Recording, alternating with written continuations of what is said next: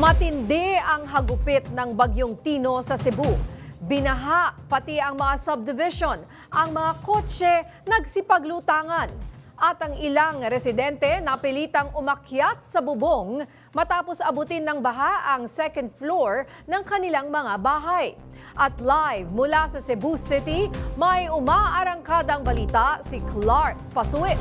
Clark, kumusta na ngayon ang sitwasyon dyan? Yes, Ninya, patuloy pa rin ang pag-ulan dito sa Cebu. Malakas pa rin ang hangin dito sa Cebu. And marami ding mga lugar dito na medyo humuhupa na rin yung baha. In terms of electricity naman, Ninya, meron pang mga lugar dito na hindi pa rin bumabalik yung supply ng kuryente. Alam nyo, Ninya at Jack, itong Cebu ay sanay ng dinadaanan lagi ng mga bagyo. Ngunit first time maranasan ng mga Cebuano ang ganito kalalim na baha na dala ng Bagyong Tino. Please, tabang namin sa Villa del Rio 1, Bakayan, Cebu. Grabing saka sa tubig. Humingi na ng tulong ang ilang residenteng natrap sa kanilang bahay dahil sa pagtaas ng baha. Lagpas tao ang baha kaya ang mga highway nagmistula ng ilog at naglutangan ang mga sasakyan. Ilan lang yan sa mga pinagdaanan ng mga Cebuano matapos hagupitin ng Bagyong Tino kaninang madaling araw. Pero bago pa ito ay naramdaman na ang bagyo kagabi pa lang. At kaninang madaling araw, naramdaman ang bagsik nito sa Cebu nang manalasa ito sa norte. Naglandfall ito kaninang umaga sa bayan ng Bourbon. Ilang residente sa mga subdivision sa Cebu ay sa bubong na naghintay ng rescue matapos umabot hanggang ikalawang palapag ng bahay ang baha. Sa isang subdivision naman sa Barangay Bakayan sa Cebu, tila mga laruan na nagsilutangan ang mga sasakyan dahil sa laki ng baha at lakas ng agos nito. Ang highway naman na papunta sana sa Lapu-Lapu City, nagmistulang ilog dahil sa lakas ng agos ng baha. Binahari ng Crocolandia pero nilinaw nila na walang buhayang nakawala mula sa naturang Crocodile and Reptile Zoo taliwas sa mga naunang ulat. Agad namang ikinasa ang search, rescue and retrieval operations ng lokal na pamahalaan sa buong Metro Cebu para sa mga naapektuhan ng baha. Ninya at Jack, kakakumpirma lang ni Cebu City Mayor Nestor Archival na nasa 12 ang kinakatakutang nasaway o casualties ng bagyo, lalo na dyan sa may Barangay Bakayan.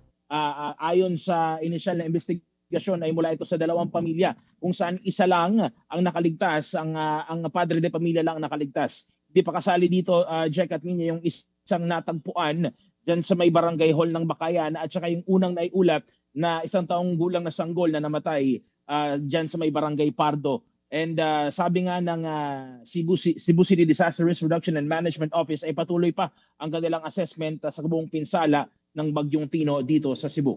Jack at Ninya?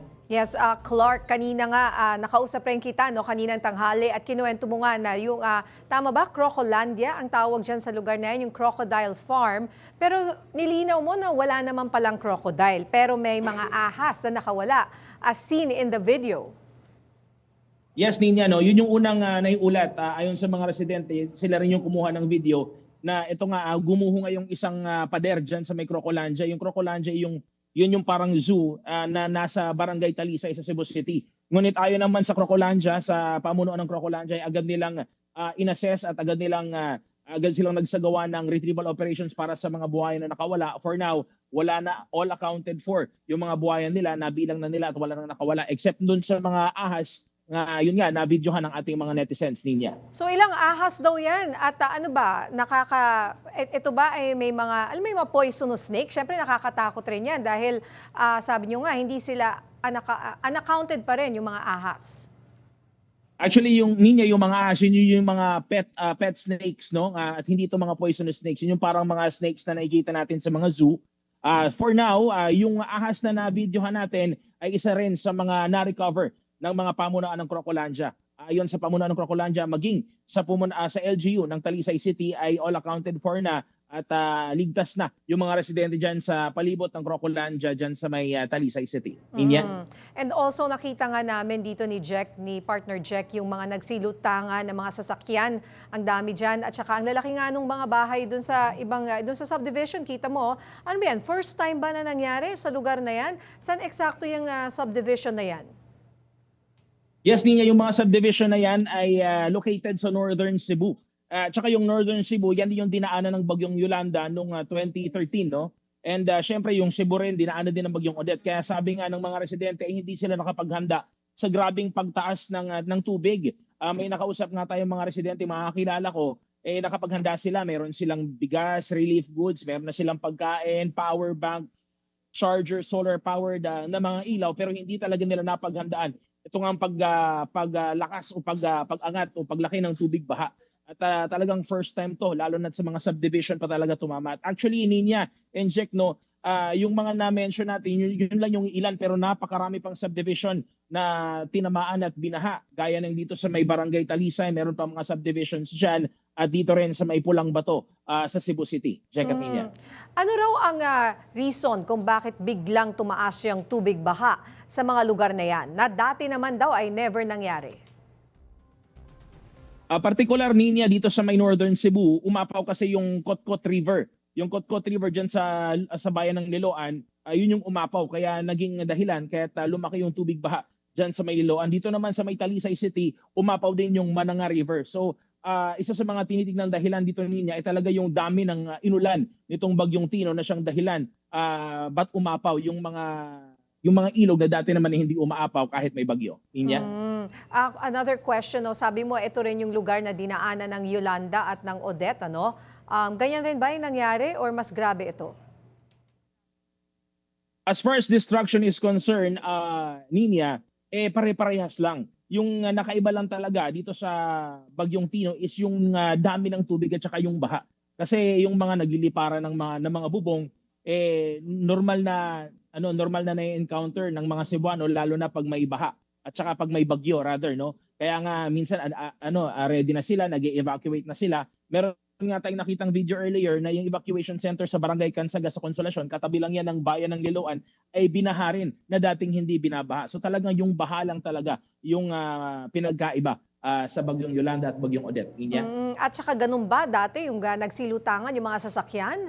Or ngayon lang to nangyari, yung ganyang karami ng mga sasakyan? Ninya, sa pagkakaalam ko in mga 20 plus years ko na dito sa Cebu, never ako nakakita ng mga ganong insidente na nagsilutangan yung mga sasakyan na parang mga laruan lang.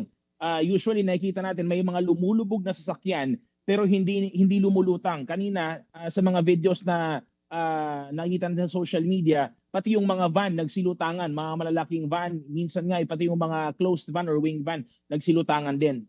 Kaya talaga kakaiba itong ulan at saka baha na dala ng Bagyong Tino.